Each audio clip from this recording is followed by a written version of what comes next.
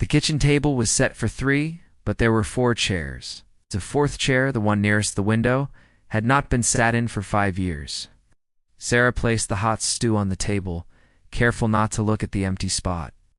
Her father, Amos, sat with his head bowed, his hands rough and stained with the soil that was refusing to yield a harvest this year. But it wasn't the drought that made the house feel so empty. It was the letter Sarah had found in the mailbox that morning, a letter with no return address. But a handwriting she would know anywhere. Her brother was back. The sun beat down on the fields of Lancaster County without mercy that July. It had been 6 weeks since the last drop of rain fell on the Miller farm.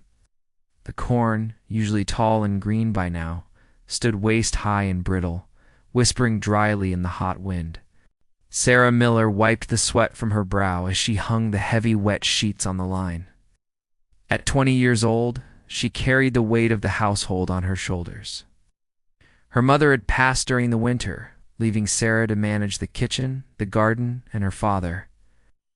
Inside the farmhouse, the air was still and smelled of lye soap and sourdough starter. It was a clean house, a godly house, stripped of all vanity and pride. But the silence in the rooms was heavy, thicker than the summer heat. Her father, Amos, was out in the barn, trying to repair the wheel of the hay wagon. He was a man of iron will, respected by the community, and feared by his children. He spoke little, and when he did, it was usually to quote scripture or give an order. Sarah watched him from the porch, seeing the stoop in his shoulders that hadn't been there a year ago. The farm was failing. Everyone knew it, though no one spoke of it aloud. The drought was bad, but the debts from her mother's hospital bills were worse. Tonight was Tuesday, the night they usually sat on the porch and shelled peas. But tonight, the basket of peas was light, the garden having withered in the sun. Sarah sat in the rocking chair. The rhythmic creaked the only sound in the evening air. She looked down the long dust lane that led to the main road. She found herself looking that way often, waiting for something she couldn't name. Or rather, someone she wasn't allowed to name. Caleb, her older brother, the one who had left 5 years ago during his Rumspringa. He had traded his broadfall trousers for blue jeans and his buggy for a pickup truck. He had chosen the English world, and in doing so, he had broken their father's heart. Since the day he left, Amos had forbidden his name to be spoken in the house. The fourth chair at the table remained empty, a constant, painful reminder of the son who was dead to them. But Sarah knew he wasn't dead. She felt it in her bones. A buggy turned into the lane, kicking up a cloud of dust. It was Jonah Stoltzfus, the neighbor's son. Jonah was kind, with sandy hair and a smile that always seemed shy. He had been courting Sarah for a year, though she had been too distracted to give him her heart. Jonah tied his horse to the post and walked up the steps, holding his hat in his hands. "Good evening, Amos. Good evening, Sarah," he said politely. Amos barely looked up from his whittling. "Evening, Jonah." Jonah turned to Sarah, his eyes filled with concern. "My dad sent me over," he said softly. "He says if you need hay for the horses, we have extra from the first cutting. He knows your lower field didn't do well. It was a generous offer, a lifeline." But Amos stopped whittling. The knife froze in the wood. "We have enough," Amos said, his voice hard. "We do not need charity." Jonah flinched, and Sarah felt a flush of embarrassment rise to her cheeks. "It is not charity, Amos," Jonah said gently. "It is neighbors helping neighbors. We have enough." Amos repeated, louder this time. Jonah nodded, knowing better than to argue with Amos Miller. He looked at Sarah, a silent apology in his eyes, and turned to leave. Sarah walked him to his buggy. "I am sorry, Jonah," she whispered. "He is proud." "Pride is a heavy burden to carry in a drought, Sarah," Jonah said, taking her hand for a fleeting moment. "If you need anything at all, you send word to me." Sarah watched him drive away, her heart aching for the gentleness she missed in her own home. 2 weeks later, the situation grew desperate. The bank sent a letter. It was on white paper with a typed logo, looking alien against the pine table. Amos read it, his face turning the color of ash, and then he crumpled it into the wood stove. He didn't say a word, but Sarah knew. They were going to lose the farm. The land that had been in the Miller family for 4 generations would be sold to an Englisher developer. The thought made Sarah's stomach turn. That afternoon, Sarah took the buggy into town to sell eggs and quilts at the market. It was their only source of cash flow now. The market was busy, filled with tourists taking pictures and buying shoe-fly pies. Sarah sat behind her table, keeping her head covered and her eyes downcast. She heard boots stop in front of her table, not the sneakers of a tourist, but heavy work boots. She looked up and froze. It was a man in a plaid shirt and a baseball cap, holding a coffee cup. He had a beard, but it was trimmed short in the English style, but she knew the eyes. Blue like her father's. "Hello, Schwester sister," the man said, his voice thick with emotion. It was Caleb. Sarah's hands shook so badly she had to hide them under the table. She looked around frantically to see if any other Amish were watching. "Caleb," she whispered, "you shouldn't be here. If Dad sees you, ... "I know," Caleb said, leaning in, "but I heard about the farm. I heard about the bank." Sarah stared at him. How do you know?" "I work in construction now, Sarah. I build houses. I hear things in town." He reached into his pocket and pulled out a thick envelope. "Take this," he said, sliding it under a quilt on the table.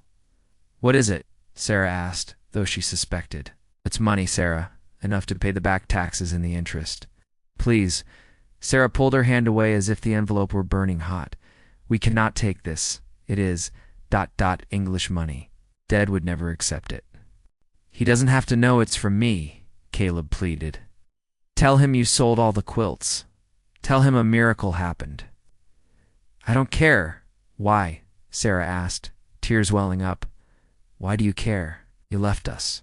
Caleb's face softened, looking suddenly like the boy who used to chase her in the cornfields. "I left the rules, Sarah. I didn't leave the family. I never stopped loving you." Before she could answer, a group of tourists approached the table. Caleb pulled his cap down. "I'll be at the old covered bridge on Thursday evening," he whispered. "If you decide to save the farm, meet me there."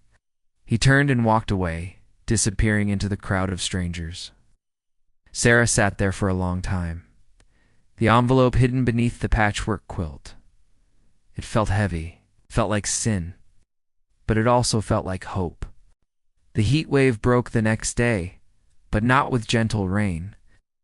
A violent summer storm rolled in, bringing wind and lightning, but very little water. Amos was in the fields, trying to salvage what he could of the withered corn. Sarah was in the kitchen, pacing. The envelope was in her apron pocket. She hadn't shown it to her father yet. She was terrified of his reaction, terrified of his pride. Suddenly, she saw the neighbor's boy running up the lane, waving his arms. It was one of Jonah's younger brothers. "Sarah!" he screamed. Sarah ran out to the porch, her heart hammering against her ribs. "It's your dad." The boy gasped, out of breath. "He fell, in the field. He won't wake up." Sarah didn't think. She didn't grab her bonnet. She ran. She ran through the dust, her skirts flying around her ankles. She found Amos lying in the dirt, clutching his chest. His face was pale, his breathing ragged and shallow. Jonah was already there, kneeling beside him, shading his face with a hat. "I sent for the ambulance," Jonah said grimly. His heart gave out. The next few hours were a blur of sirens and hospital lights. The sterile smell of the hospital made Sarah dizzy. She sat in the waiting room alone. The doctor said he would live, but his heart was weak. "He cannot work the farm anymore," the doctor told her gently. "No heavy lifting, no stress. He needs rest." Sarah nodded, numb. No work meant no harvest. No harvest meant no money. The farm was gone. She walked into her father's room. He looked small in the hospital bed, hooked up to machines that beeped rhythmically. He opened his eyes, groggy from the medication. "The corn," he whispered. She, dead, Sarah soothed, holding his rough hand. Rest now, the bank, he murmured, his eyes filled with panic. They will take it. Sarah felt the envelope in her pocket, the weight of it against her hip. She made a decision that could get her into trouble, but one that she had to make. She squeezed her father's hand. Do not worry about the bank, Dad. God has provided. Amos closed his eyes, trusting her. Sarah walked out of the room and found a payphone in the hallway. She didn't call the bank. She called the number Caleb had written on the back of the envelope. Caleb, she said when he answered. Sarah. Dad is in the hospital. There was a silence on the other end. I'm coming. Amos was released 3 days later. He was weak, confined to the armchair in the living room. The stress of the debt was eating him alive, hindering his recovery.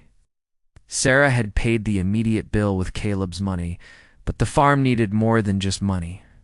It needed labor. The harvest, poor as it was, had to be brought in. The fences needed mending before winter, and Amos could do none of it. Jonah and his brothers came over in the evenings to help, but they had their own farms to tend to. On Thursday evening, Sarah walked to the covered bridge. The sun was setting, casting long shadows over the water. Caleb was waiting there, leaning against the wooden railing. He looked tired. How is he? Caleb asked immediately. Weak, Sarah replied, stubborn. Caleb nodded. I paid off the rest of the loan this morning, he said quietly. The deed is clear. Sarah gasped. Caleb, that is thousands of dollars. I have done well for myself, Sarah, he said with a sad smile. But money cannot fix the fence or harvest the corn. He needs help, Sarah admitted. But he will never ask for it, and he will never accept it from you. I know, Caleb said. He looked at the water flowing beneath the bridge. That's why I'm not going to ask him. The next morning at dawn, a truck pulled up to the edge of the Miller property. But it didn't drive up the lane. It parked on the road. Caleb got out carrying a tool belt and a scythe. He didn't come to the house. He went straight to the fields, started working, alone. He worked with a rhythm that he had learned as a boy, a rhythm that was in his blood. Sarah watched him from the kitchen window, tears streaming down her face. About an hour later, Amos woke up. He shuffled to the porch to drink his coffee. He squinted at the field. Who is that? He asked, pointing a shaking finger. Was working my land? Sarah walked out to the porch. She took a deep breath. It is a neighbor, Dad. Which neighbor wears English clothes? Amos demanded, his voice rising. He tried to stand up, gripping the railing. Tell him to leave. No, Sarah said. It was the first time she had ever defied him. Amos stared at her, shocked. What did you say? Said no. Dead, Sarah said, her voice trembling but strong. He is cutting your corn. He is saving your farm. I will not have a stranger. ... He is not a stranger, Sarah cried out. He is your son. The silence that followed was deafening. The birds stopped singing. Amos gripped the railing until his knuckles turned white. He looked back at the field. At the figure working under the hot sun, the figure that moved exactly the way Amos used to move. Amos slumped back into his chair. He didn't yell. He didn't order him away. He just watched. For 3 days, Caleb came every morning. He worked until sunset. He repaired the barn roof. He harvested the corn, fixed the tractor engine. He never came to the house. He never asked for water. Sarah brought him a jug of lemonade and left it on the fence post. By the end of the day, it was always empty. Amos watched from the porch. He watched his son sweat. He watched him bleed when the barbed wire slipped. On the 4th day, Jonah came over to help. He saw Caleb in the field. He didn't turn away. He walked up to Caleb, shook his hand, and started working beside him. Then Jonah's father came, and the bishop. They all saw the English boy working the land, but they also saw the love and the labor. They saw a son honoring his father, not with words, but with sweat. They did not shun him. They handed him a hammer. That evening, the work was done. The harvest was in. The farm was safe. Caleb packed his tools into his truck. He wiped his face with a rag, preparing to leave. Looked toward the house one last time. The screen door opened. Amos walked out. He was walking slowly, leaning on a cane, but he was upright. He walked down the steps. He walked down the long dust lane. Sarah watched from the window, holding her breath. Caleb saw his father coming. He stopped. He stood by his truck, looking like he wanted to run, but he held his ground. Amos stopped 5 feet away from him. He looked at the truck. He looked at the English clothes. Then he looked into Caleb's eyes. "The north fence," Amos said, his voice raspy. "You used cedar posts." Caleb nodded. "Yes, they last longer." "Good," Amos grunted. "Cedar is good." It wasn't an apology. It wasn't a hug. But in the language of Amos Miller, it was a bridge. Amos reached into his pocket. He pulled out a small, worn pocket knife, the one he had been whittling with for 20 years. He held it out. "You left this," Amos said. "On the day you left." Caleb stared at the knife. His hand shook as he reached out and took it. "Thank you, Dad," Caleb whispered. "Come for supper," Amos said abruptly. Sarah made stew. Caleb hesitated. "Dad, I am not staying. I have a life out there." Amos looked at the ground, then back at his son. "I know. But tonight, you eat at my table." The sun dipped below the horizon, painting the Lancaster sky in shades of purple and gold. Inside the farmhouse, the lamp was lit. The table was set. But tonight there were 4 plates. Jonah was there, sitting next to Sarah, his hand resting gently on hers. Amos sat at the head of the table. In the 4th chair, the chair by the window, sat Caleb. He had taken off his cap. His head was bowed. Amos cleared his throat. "Let us pray." They bowed their heads. Lord, Amos began, his voice cracking slightly. "We thank you for the harvest. Thank you for the rain that finally came." He paused. "And we thank you. What was lost has been found." Sarah squeezed Jonah's hand, a tear sliding down her cheek. They ate in peace. The silence that had haunted the house for 5 years was gone, replaced by the clinking of silverware and the warmth of forgiveness. Caleb would leave again in the morning. He would go back to his electric lights in his truck. Sarah would stay, marrying Jonah and raising a family on this land. But the fear was gone. The gap had been bridged. The farm was saved, yes. But more importantly, the family was whole. And as Sarah looked around the table, she knew that this was the true harvest. Not the corn in the barn, but the love that had survived the drought.